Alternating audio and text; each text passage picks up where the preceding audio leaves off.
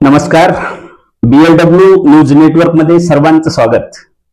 आज आपण अशा एका प्रेरणादायी योद्ध्याला भेटणार आहोत या चॅनलच्या माध्यमातून, ज्या योद्ध्यांनी खऱ्या अर्थाने ज्या बटालियनला शौर्याची भूमिका आहे, ज्या बटालियनमध्ये एक ऐतिहासिक पार्श्वभूमी लाभलेली आहे, एक ऐतिहासिक वारसा लाभलेला आहे, ते बटालियन म्हणजे मराठा बटालियन.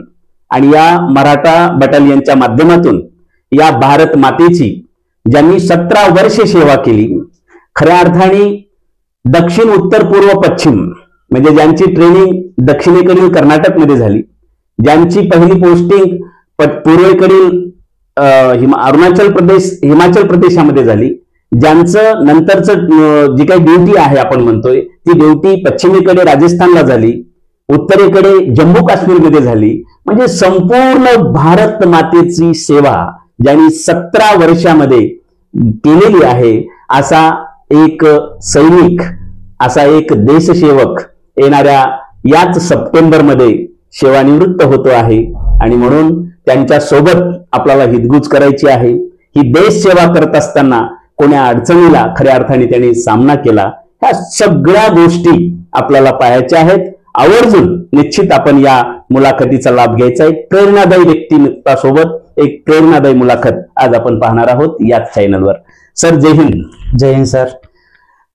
अतिशय खरं तर BLWच्या चॅनलच्या माध्यमातून आम्हाला आपल्या देशसेवेमध्ये जे तुम्ही जे काही भारत मातेचं सेवा केलेली आहे, भारत मातेची सेवा करत असताना आलेले अनुभव तर आपण पाहूयाच, पण सुरुवातीला निश्चित मला तुम्हाला विचारायचं आहे की आपलं जे काही बालपण होतं आणि त्यासोबतच शालेय शिक्षण या संदर्भात आपण काय सांगाल? तर माझं बालपण एक हरबळ या छोट्याशा गावामध्ये झालेलं आहे, जो की ग्रामीण भाग समजला जातोय.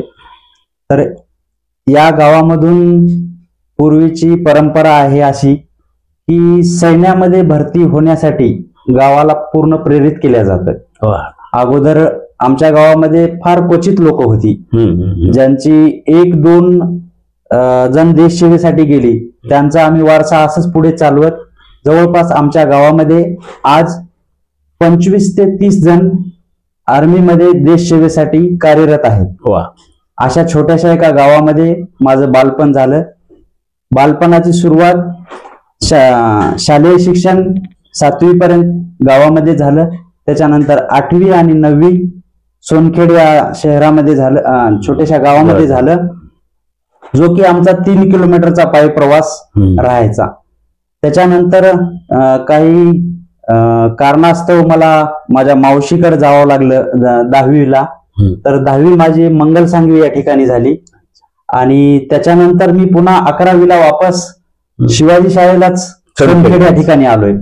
आणि 11वी आणि 12वी माझी सोनखेडला झाली आणि त्याच्यानंतर माझा प्रवास नांदेड या ठिकाणी झाला. अच्छा. जो की माझा BA ला मी ऍडमिशन घेतलेलं नांदेडला यशवंत कॉलेजला.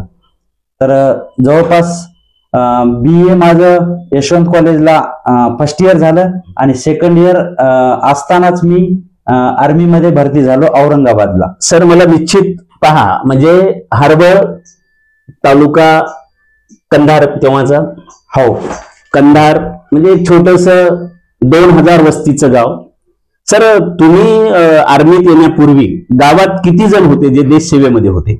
आमच्या गावामध्ये मी आर्मीमध्ये यायच्या पहिलं 2 जण होती. फक्त 2च होते. आणि आज काय आकडा तो? आज जवळपास 25 ते 30 जण आहेत आर्मीमध्ये. वा, एवढा भारी आकडा. जवळपास या 4 खेड्यामध्ये हरबळ या गावामध्ये सर्वात जास्त आर्मीमध्ये आहे. म्हणजे एकाच एक प्रेरणा घेऊन या सगळ्या गोष्टी करत गेल्या. हो, कारण आम्ही जसं पुढे प्रेरणा घेतली तशीच आमची पाठीमागल्यांना आम्ही थोडस गावाकडे ज्यावेळेस सुट्टीवर येतो त्यावेळेस आम्ही थोडीशी ट्रेनिंग द्यायचा प्रयत्न केला. त्याच्यानुसार ह्या लोकांची उत्सुकता वाढत गेली. त्यामुळे आम्ही थोडस गावाकडे पण आल्याच्या नंतर सुट्टी की गावामध्ये शिक्षण द्यायचं, प्रशिक्षण द्यायचं, पोरांसोबत जायचं, म्हणजे त्यामुळे त्यांची थोडीशी उत्साह वाढली. आणि ह्या उत्साह वाढण्यामधून पुढे चालून गावामध्ये आमच्या जवळपास आज 30 आर्मी मध्ये आहे. तुम्ही असं म्हणालात की हरबळ ते सोनखेड जवळपास 3-3.5 किलोमीटरचा रस्ता आहे, चालत जाणं येणं. हो सर. अशी एखादी गमतीशीर काही आठवतं का की तुम्ही शाळा सुटली आणि तुम्ही कोणातरी वावरात घुसून काहीतरी घेतलं समजा? सर तसा तर खेड्याचा रस्ता एकदम खडतर रस्ता होता पहिलं, कारण रस्त्याची सुविधा चांगली नव्हती आणि अशा रस्त्यानं जात असताना जवळपास शेतीच पूर्ण. हो. आणि कुणाच्या शेतामध्ये जाताना काकडी किंवा कुणाच्या शेतामध्ये काहीतरी खायची वस्तू असताना म्हणजे हा सगळा रानमेवा खात गेलात तुम्ही? हो, रानमेवा खात जायचं आणि शाळा करायची. शाळेतून वापस येताना काहीतरी असंच खायचं आणि पुन्हा घरी यायचं. म्हणजे हा एकदम मजेशीर प्रवास राहिला. देश सेवेमध्ये जायचं का दुसरं कोणतं ध्येय उराशी बाळगून तुम्ही शिक्षण घेत होता? सर देश सेवा तर घडायला नशीबच लागतं. अगदी बरोबर, अगदी बरोबर. कारण तसे तर परिस्थिती पण नाजूक होती त्या काळाची. अच्छा. कारण आर्थिक परिस्थिती जर माणसाची चांगली असेल, स्ट्रॉंग असेल, तर माणसाला पुढच्या ध्येय दुसरे असतात. बरोबर. आणि आर्थिक परिस्थिती त्याबाबतची थोडी कमकुवत होती. अच्छा. त्यामुळं हा पर्याय बी एकदम देश सेवा पण झाली आणि आपलं थोडस आर्थिक परिस्थिती पण चांगली सुधार झाली. अच्छा. आता महत्वाचा, निश्चित अतिशय महत्वाचा मुद्दा आहे सर, की ते एक वय असतं. एखादा चित्रपट पाहतात लगेच मोटिवेशन होतं. हो ना. पण तुम्ही अगदी ते ध्येय मिळेपर्यंत जिद्द चिकाटी संयमाने पुढे जात असताना मला असं म्हणायचं आहे की असं एखादा प्रेरणादायी प्रसंग आठवतो का की त्या व्याख्यानामुळे, त्या प्रसंगामुळे किंवा त्या घरातल्या एखाद्या घटनेमुळे तुम्हाला असं वाटलं की नाही आपण देश सेवाच निवडायची? सर त्यावेळेसचा काळ फार नाजुकीचा होता आणि त्या वेळेमध्ये जो निर्णय घेणं भागच होता. अच्छा. तर माझा तसा तर विचार दुसरा होता, प्रशिक्षण चांगल्या पद्धतीचं शिक्षण घेऊन पुढे आपण काहीतरी चांगलं बनायचं. पण परिस्थितीची थोडीशी झुंज देताना नाकाम व्हायचं असं वाटायचं. त्यामुळं मग देश सेवा पण होईल आणि आपलं व्यवस्थित सगळं काही ठीक होईल, यासाठी मग हाच पर्याय निवडला आर्मीचा. आर्मीमध्ये जात असताना कशा पद्धतीची तयारी करावी लागते? सर सर्वप्रथम स्वतःला फिजिकल फिटनेस पाहिजे. अतिशय. कारण त्यामध्ये आर्मीमध्ये फिजिकल शिवाय दुसरं काही होतच नाही. आणि फिजिकल असेल तर मग त्या बेसिसवर पूर्ण आपल्याला प्रशिक्षण घेता येते. अच्छा. आणि फार खडतर प्रशिक्षण असते. तर त्यासाठी आपल्याला सर्वप्रथम स्ट्रॉंग पाहिजे. आपण स्वतः तसं फिजिकल ठेवलं पाहिजे. अच्छा. तरच आपण पुढे चलून असं हे होऊ शकतो. समजा सुरुवातीला ट्रेनिंग झाली, सगळ्या गोष्टी झाल्या, पहिल्यांदा सुरू तुम्हाला आता ते कॉल लेटर आलं समजा, काय होती एकंदरीत गावातली आणि घरातली आणि तुमची काय परिस्थिती होती? कसा उत्सव होता तो? सर त्यावेळेस आम्ही ज्यावेळेस तयारी करायचो तर गावाला पण अशी आस लागली होती की हा हे काहीतरी करून दाखवतील. अच्छा. आणि ज्यावेळेस आम्ही औरंगाबाद या ठिकाणी भरती केली तर आम्ही सर्वप्रथम आमची रनिंग झाली. 1600 मीटरची रनिंग होती त्यावेळेस. आणि फार कमी अवधी असतोय ते, जे की आपलं ताकद दाखवण्यासाठी. तर तिथं जी झाली त्याच्यानंतर आम्हाला मग असं वाटलं की बाबा आता आपण काहीतरी पुढं जाणार. अच्छा. आणि मग ज्यावेळेस तिथलं प्रशिक्षण झालं की लगेच आम्हाला समजलं की बाबा तुम्ही अशा पद्धतीने आपण फिजिकल फिटनेस मध्ये उत्तीर्ण झालात आणि तुम्हाला परीक्षेसाठी बोलवलं जाईल. मग नंतर 1-2 महिन्यानंतर लगेच आमची रिटर्नची परीक्षा झाली. रिटर्नची परीक्षा झाल्याच्या नंतर त्याच्यामध्ये पण चांगले मार्क्स भेटले आणि लगेच 1 ते 1.5 महिन्यामध्ये लगेच कॉल लेटर आलं. ज्यावेळेस कॉल लेटर आलं तर त्यावेळेस गावामध्ये एक वेगळीच उत्सुकता निर्माण झाली. कारण त्या परिस्थितीमध्ये लोकांना असं वाटत होतं की बाबा चांगलं झालं की परिस्थितीला काहीतरी मात देण्यासाठी एक जवान किंवा एक घरचा सदस्य आर्मीमध्ये चाललाय. तर ह्या गोष्टी घडून आल्या. अतिशय खरं तर प्रेरणादायी प्रवास आहे. ट्रेनिंग करतानाचा एखादा अनुभव सांगता येईल आपल्याला? सर ट्रेनिंग आमची बेळगाव सेंटरला झाली. मराठा बटालियनचं आहे सेंटर, बेळगाव कर्नाटक या ठिकाणी. तर त्या ठिकाणी 9 महिन्याचा प्रवास असतोय ट्रेनिंगचा आमचा. तर त्या ठिकाणी आम्ही ज्यावेळेस ट्रेनिंग करत असताना खूप काही असं वाटायचं मनामध्ये की हा. एवढी हार्ड ट्रेनिंग नको होती, आपल्याला झेपत नव्हती. तर त्यावेळेस एक वेळा विचार केलेला की म्हणलं नाही, काहीतरी आपण बनवून दाखवायचं. तर ते बनवत असताना एक वेळेस अनुभव आला. आम्ही जंगलामध्ये जात होतो ट्रेनिंगसाठी. बरोबर. तर त्यावेळेस एका आमच्या सोबतदार होते मित्र, त्यांना पायाला इंजुरी झाली. तर ते इंजुरी अशी झाली की त्याला बिलकुल चालता येत नव्हतं. अरे बापरे. तर त्यावेळेस त्याला आम्ही उचलून नेत असताना समजत होतं की बाबा आपण सगळे एकत्र आहोत. अच्छा. आणि या ठिकाणी जो आलोय आपण, तर एक चांगलं काहीतरी करण्यासाठी आलोय. तर हा एक अनुभव मिळाला सर त्याच्यामध्ये. अच्छा. मुद्दा असा आहे सर की ट्रेनिंगचा अतिशय खडतर अनुभव तुम्ही सांगितला. हे सगळं कधी कधी आता तुम्ही बोललात की बऱ्याच वेळेस असं वाटायचं की हे सगळं द्यावं सोडून. हो. म्हणजे एवढी स्ट्रगल, कष्ट, ट्रेनिंग, सगळ्या गोष्टी अगदी त्याच्यातून तावून सुलाखून निघणं हे गरजेचंच होतं. नंतर पुढे जेव्हा तुम्ही अगदी 45-50 टेम्परेचर असलेल्या राजस्थानमध्ये नोकरी केली, नंतर 0 नाही -अंश तापमान असलेल्या जम्मूला नोकरी केली, अगदी वेगळंच वातावरण असलेल्या अरुणाचल प्रदेशला नोकरी केली, तेव्हा तुम्हाला निश्चित कळालं असेल की हो, हेच ट्रेनिंग बरोबर आहे. हा सर, कारण तो जो अनुभव होता तर त्यासाठीच आम्हाला तयार केलं जातं की वेगवेगळ्या वातावरणामध्ये, वेगवेगळ्या पहाडी, जसं काय पहाडी हिमाचल प्रदेशमध्ये पहाडी आहे पूर्ण, अरुणाचल प्रदेशमध्ये पण पहाडी आहे. अच्छा. जम्मू सारख्या ठिकाणी पहाडी पण आहे आणि तिथं थोडंसं भीतीचं वातावरण निर्माण झालेलं होतं. तर अशा ठिकाणीचा अनुभव हा ट्रेनिंग मधूनच समजत आला आम्हाला पुढे चालून. मी थोडं क्रॉस करतो तुम्हाला की बरेच मुलं हे ट्रेनिंग करत असताना खडतर ट्रेनिंग म्हणून त्यांचा जो काही हे असतो, समजा आत्मविश्वास असतो, कमी होतो. त्या पोरांना काय सांगाल तुम्ही?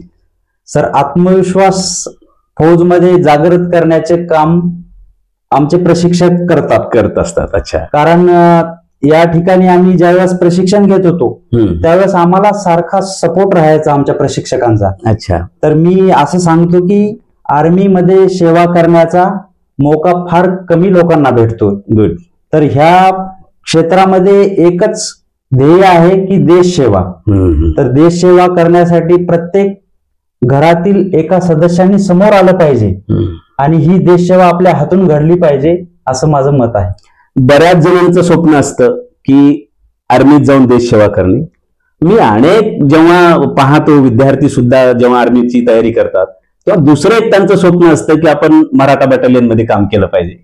की असं स्वप्न पाहण्यामागची काय भूमिका आहे? सर, आर्मीमध्ये एक नावलौकिक अशी मराठा बटालियन आहे, जिच्या अंतर्गत फार प्रशिक्षण चांगल्या पद्धतीचं भेटतं तिथं. आणि तिथून जवळपास 22 बटालियन साठी प्रशिक्षण दिलं जातं त्या ह्याच्यातून, समजा त्या सेंटरमधून 22 बटालियन फेडरेशनच आहे समजा. हा, पूर्ण एक फेडरेशन आहे. ओके. आणि त्या ठिकाणी एका बटालियन मध्ये जवळपास 720 जण असतात. तर ह्या बटालियनचं नाव एक मराठा म्हणलं की एक वेगळंच असं एक शौर्याचंच प्रतीक, शौर्याचं प्रतीक अगदी असं वाटतं. आणि पूर्ण शिवाजी महाराजांची जी मावळ्यांना प्रशिक्षण दिलं जात आहे, त्याच माध्यमातून त्या सेंटरला प्रशिक्षण दिलं जातं. म्हणजे आपण जणू 21व्या शतकातली मावळाच. हो सर, 21व्या शतकातली मावळाच. तो एक आत्मविश्वास नक्कीच चांगला आहे. अगदी ट्रेनिंग संपल्यानंतर तुम्ही हिमाचल प्रदेशकडे गेलात. म्हणजे हा दक्षिणेकडचा भाग आहे आणि भौगोलिक दृष्ट्या पाहिलं तर पूर्वेकडचा भाग पूर्णतः वेगळा आहे. हो सर. तर इथून म्हणजे अगदी दक्षिणेकडून तुम्ही पूर्वेकडे जाताय. भारत देश तसा खंडप्राय देश आहे. तिथं गेल्यानंतर कशा पद्धतीनं सगळ्या भौगोलिक परिस्थितीला फेस केला?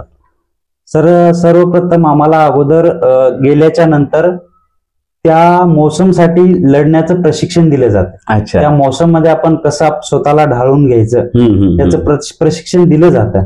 आणि त्यानुसार एक थोडस रुटीन पडेपर्यंत आम्हाला थोडस हलक्या पद्धतीनं पूर्ण फॅमिलायझेशन केलं जातं त्या एरियाचं. अच्छा. आणि तशा पद्धतीनं थोडस समोर स्टेप वाढत वाढत त्या एरियामध्ये कशी ड्युटी करायची, काय नाही, आणि आपण कशा पद्धतीनं आपलं स्वतःला सावरायचं याचं पूर्ण प्रशिक्षण दिलं जातं. बर.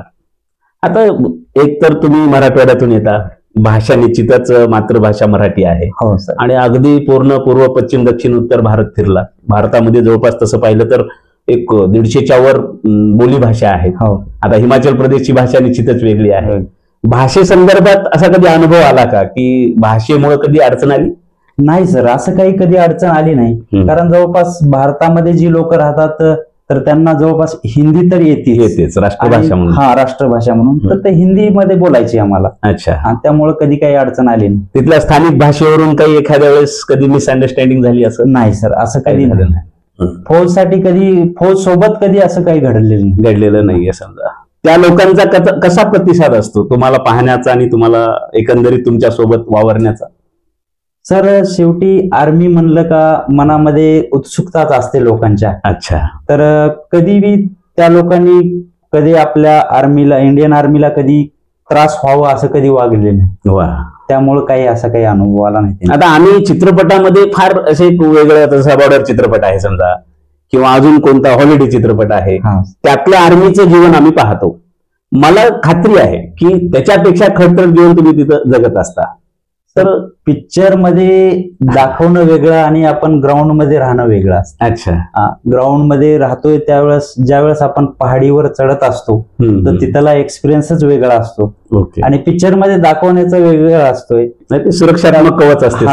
तर हा जो प्रवास असतोय तो आपल्याला एक वेगळीच उत्सुकता निर्माण करून देतोय. माझं तर स्पष्ट म्हणणं आहे की चित्रपटामधले हिरो पाहून प्रेरणा घेऊन आर्मीकडे जाऊ नका. आज तुमच्या पुढे 17 वर्षे सेवा केलेले गजानन शिंदे इथं आहेत. यांची प्रेरणा घेऊन तुम्हाला आर्मीत जायचं असेल तर तुम्ही तसं ठरवू शकता. हो. आता अरुणाचल प्रदेश मध्ये पण तुम्ही म्हणजे ड्युटी केलेली आहे. हो. अगदी तो पूर्ण पूर्वीच, आता आपण सूर्योदय भारताचा पहिलं तिथंच होतो. हो, तिथं सूर्योदयाचं राज्य म्हणून अरुणाचल नावच त्यासाठी दिलेलं आहे भौगोलिक. आणि तिथून डायरेक्ट तुम्ही जम्मू काश्मीरला येता. इकडे पुन्हा नंतर कोटाला, राजस्थानला येतात. म्हणजे रेगिस्तान टू इकडला पहाडी इलाका, यामध्ये नेमका काय फरक जाणवला तुम्हाला? सर, ज्यावेळेस आम्ही अरुणाचलला जातो तर तिथं पूर्ण पहाडी वगैरे बघायला भेटते. आणि मोसमसाठी तिथं एक गरमी पण जास्त आहे आणि थंडी पण जास्त आहे. अच्छा. तर दोन्ही मोसम सोबत आम्हाला कसं स्ट्रगल करता येते हे पण अनुभवायला भेटतं.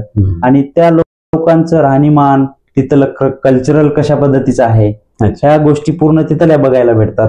आणि तिथून ज्यावेळेस हिमाचलला येतो किंवा जम्मू सारख्या ठिकाणी जातो तर भारत हा पूर्ण राज्यांनी वसलेला देश आहे. बरोबर आहे. तर त्या राज्यामधून ह्या राज्यामध्ये जात असताना थोडस कल्चरल आपलं वेगळंच असतंय. तर तिथले अनुभव पण तशा पद्धतीचे थोडे वेगळे असतात. त्या लोकांशी हितगुज करणे, त्या लोकांशी थोडस व्यवस्थित आपल्या देशाचं कसं प्रेम आहे काय नाही हे राज्यानुसार आपल्याला बघायला पण भेटते. अच्छा. मला शिंदे सर एक सांगा की जम्मू काश्मीर म्हटलं की आपल्याला पाकिस्तानचं नातं लगेच आठवतं. आणि तुमची तर LOC बॉर्डरवर म्हणजे तुम्ही ड्युटी केलेली आहे. कारगिल सारखं युद्ध 1999 ला झालेलंच आहे ऑलरेडी. त्याच्यात आपला तिरंगा फडकलेला आहे. त्यासोबत चीनचं युद्ध आपल्याला 1962-65, पुन्हा अजून बांगलादेश सोबतचं युद्ध, हे सगळे युद्ध तुम्ही वाचलेत. हे होत असताना बऱ्याच वेळेस काही शहीद झालेल्या बातम्या पण येतात. त्याच भागामध्ये एखादी तशी घटना पण घडलेली दिसते. त्यावेळेस तुम्ही स्वतःचं मनोबल कसं वाढवलेलं आहे? तर आर्मी म्हटल्याच्या नंतर आपण त्या ठिकाणी जातो हे बघत नाही की आपण तसं पण आपण आर्मीमध्ये गेलोयच तर देश सेवेसाठी गेलोय. नक्की. मग शहीद झालो तरी देशासाठीच होणार आणि वापस आलो तरी घरच्यांसाठी राहणार. तर कधी असं वाटलं नाही की आमच्या सोबतचे जरी शहीद झाले तरी सर लढाई सोडून वापस कधी माघार घेता येत नसते. तर याच मुळे कधी असं एक्सपिरियन्स आला नाही की किंवा मन खचून गेलं नाही. म्हणजे थोडक्यात जिस माँ ने हमको जन्म दिया वह माँ हमारी जान है, भारत माता की जय बोलो वही हमारी शान है. निश्चितच देशाचा गौरव म्हणून शिंदे सर तुमच्याकडे येणारी पिढी पाहणार आहे. पण हे सगळे 17 वर्षाची एवढी मोठी अनुभवाची शिदोरी, अख्खा देश तुम्ही फिरलात आणि तिथं नुसतं फिरणं नाही तर सेवा दिलेली आहे. मला निश्चित हा भाग आवडेल की जम्मू काश्मीरच्या पट्ट्यातली जॉब खडतर होती का हिमाचल अरुणाचल प्रदेश या पट्ट्यातली जॉब खडतर, तुम्हाला काय अनालिसिस करता येईल? सर तशी तर आपल्याला पण माहिती आहे जम्मू आणि काश्मीर म्हटलं की तो एरियाच पाकिस्तान बॉर्डरचा आहे.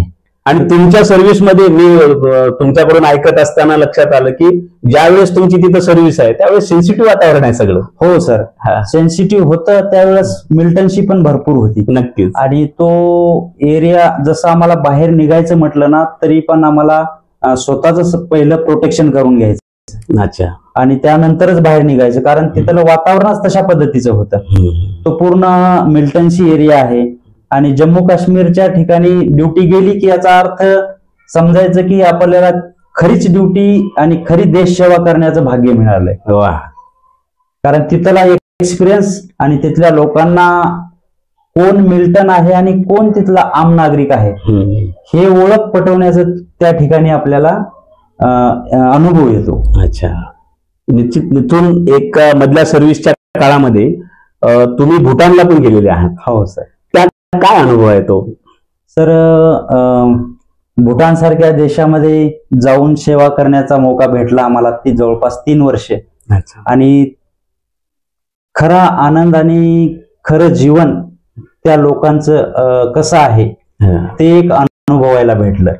कारण तिथं ज्यावेळेस आम्ही सुरुवातीला गेलो त्यानंतर त्यांनी आमचं जे स्वागत केलं तर असं वाटलं की बाबा हा खरंच आपण एका छोट्या देशामध्ये आलोय आणि एकदम आपल्याला एवढा त्यांनी अभिमानानं आपलं स्वागत केलंय.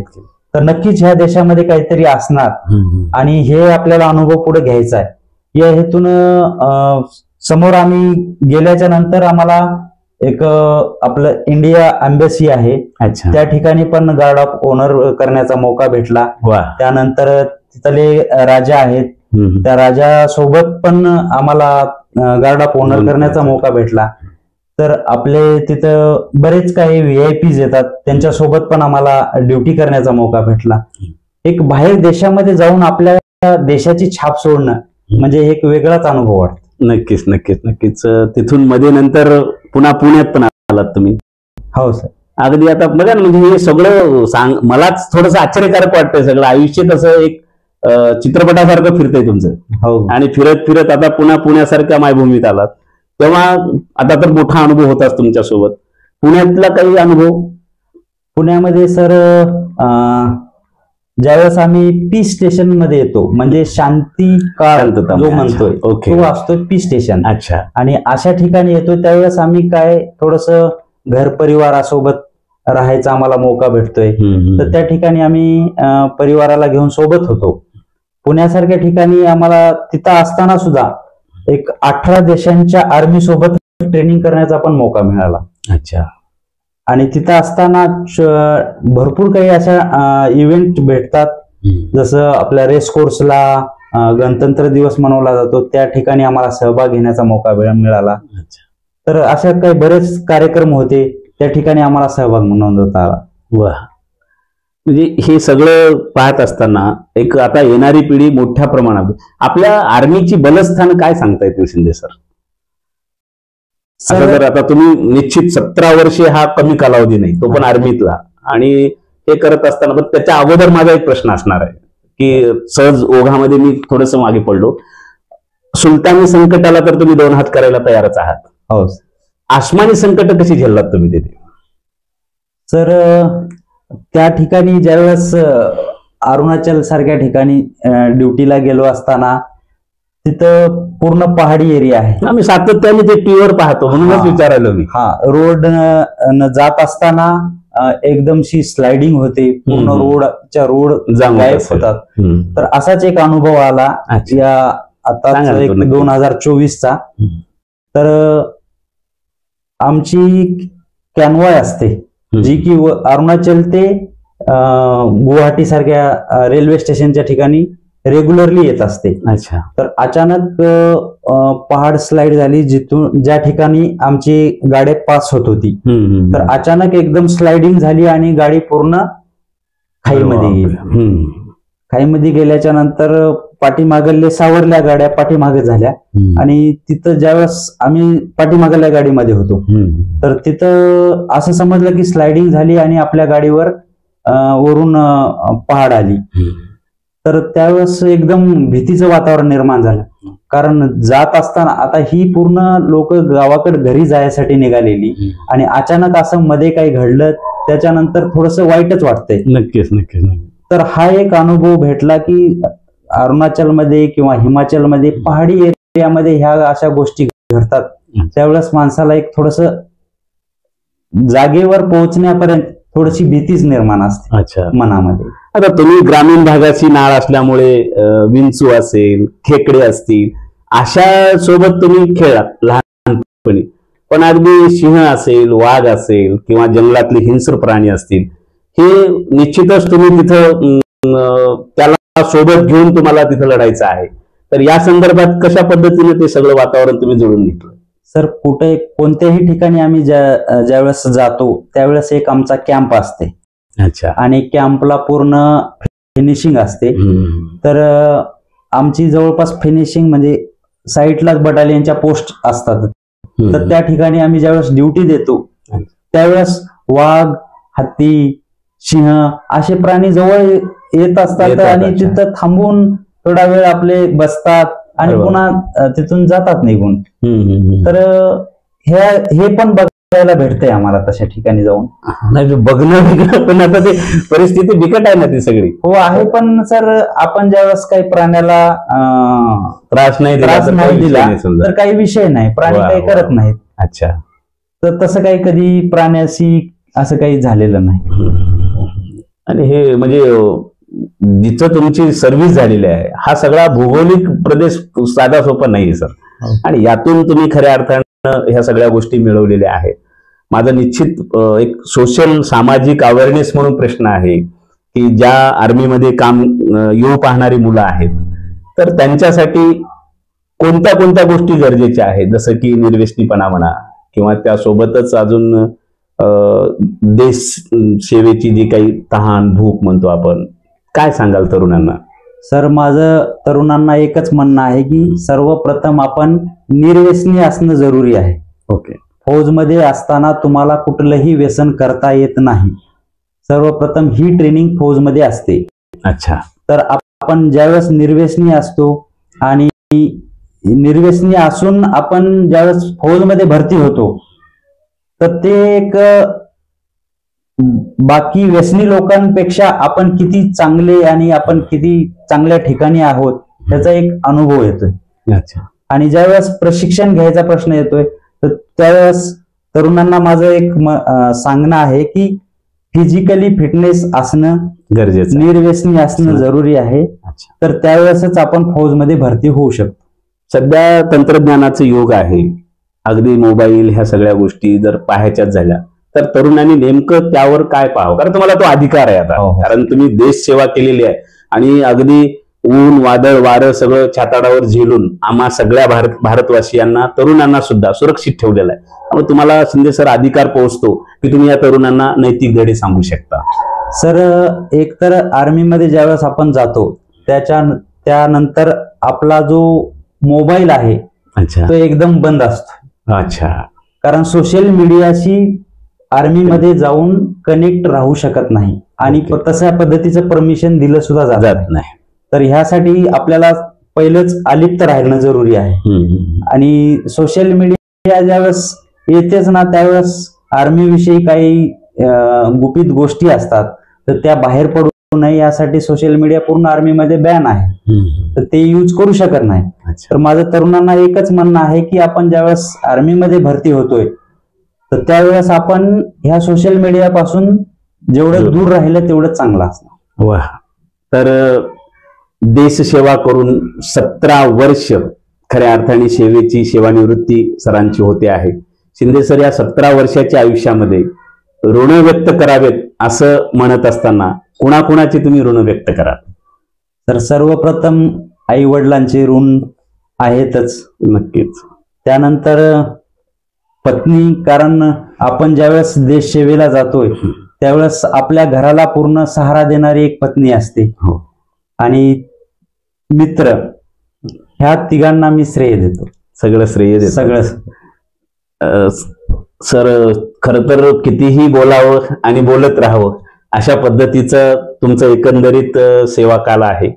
पण ह्या सगळ्या गोष्टी विचारात घेत असताना तुम्ही 17 वर्षे देशाची सेवा केलेली आहे.